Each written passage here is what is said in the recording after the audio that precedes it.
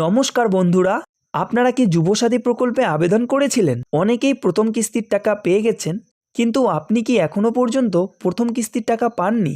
মনে কি প্রশ্ন জাগছে, কেন টাকা এলো না? তবে কি ফর্ম বাতিল হয়ে গেল? বন্ধুরা, আজকের ভিডিওতে আমি আপনাদের 4টি বড় কারণ এবং তার সমাধান জানাবো। এই কারণগুলো ঠিক না করলে কিন্তু আপনি কোনোদিনই টাকা পাবেন না, তাই ভিডিওটি স্কিপ না করে শেষ পর্যন্ত দেখুন। বন্ধুরা, যুবসাথীর টাকা না পাওয়ার পেছনে মূলত এই 4টি কারণ রয়েছে। 1 নম্বর কারণ হচ্ছে ডাটা এন্ট্রি ও ট্রেজারি প্রসেস।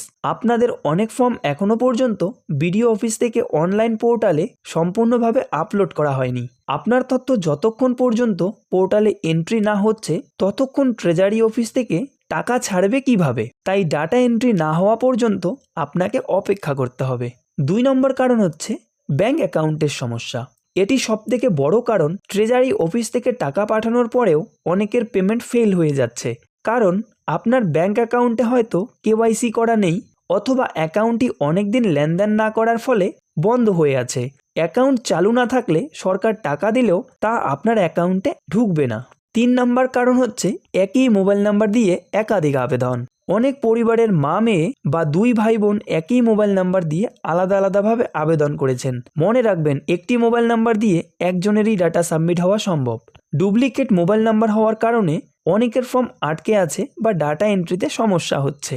এবং 4 নম্বর কারণ হলো ডকুমেন্টস ও নামের ভুল। আপনার আধার কার্ডের নামের সাথে ব্যাংক অ্যাকাউন্টের নামের কি মিল আছে?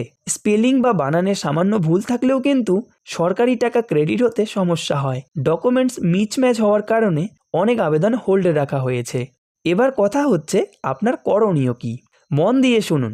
1 নাম্বার হচ্ছে আজই ব্যাংকে গিয়ে আপনার অ্যাকাউন্টটি অ্যাক্টিভ আছে কি না তা নিশ্চিত করুন এবং কেওয়াইসি আপডেট করে নিন।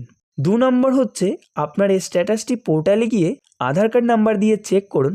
বর্তমানে যেহেতু চেক হচ্ছে না, আপনি কিছুদিন অপেক্ষা করুন। 3 নম্বর হচ্ছে যদি দেখেন অনেক দিন হয়ে গেছে তাও কোনো আপডেট নেই, তবে আপনার সমস্ত অরিজিনাল ডকুমেন্টস এবং ফর্ম জমা দেওয়ার সময় যে রিসিপ্ট কপি দিয়েছে সেটি নিয়ে সরাসরি আপনার এলাকার বিডিও অফিসে যোগাযোগ করুন। সেখান থেকে আপনার ভুলটি সংশোধন করে নিতে পারবেন। বন্ধুরা, ভয় পাওয়ার কিছু নেই। আপনি যদি যোগ্য হন এবং আপনার কাগজ সঠিক থাকে তবে টাকা আপনি অবশ্যই পাবেন। তো এই ছিল আজকের একটি গুরুত্বপূর্ণ আপডেট। যদি আপনাদের মনে কোনো প্রশ্ন থাকে অবশ্যই কমেন্টে বলুন, আমি রিপ্লাই করে সহযোগিতা করব। ভিডিওটি ভালো লাগলে একটি লাইক দিন এবং আপনার বন্ধুদের সাথে শেয়ার করে তাদের টেনশন দূর করুন। সরকারি প্রকল্পের এমন গুরুত্বপূর্ণ আপডেট সবার আগে পেতে আমাদের এই চ্যানেলটিকে সাবস্ক্রাইব করে রাখুন। দেখা হচ্ছে পরের কোনো একটি ভিডিওতে। ততক্ষণের জন্য ভালো থাকবেন, সুস্থ থাকবেন। ভিডিওটি শেষ অবধি দেখার জন্য অনেক অনেক ধন্যবাদ।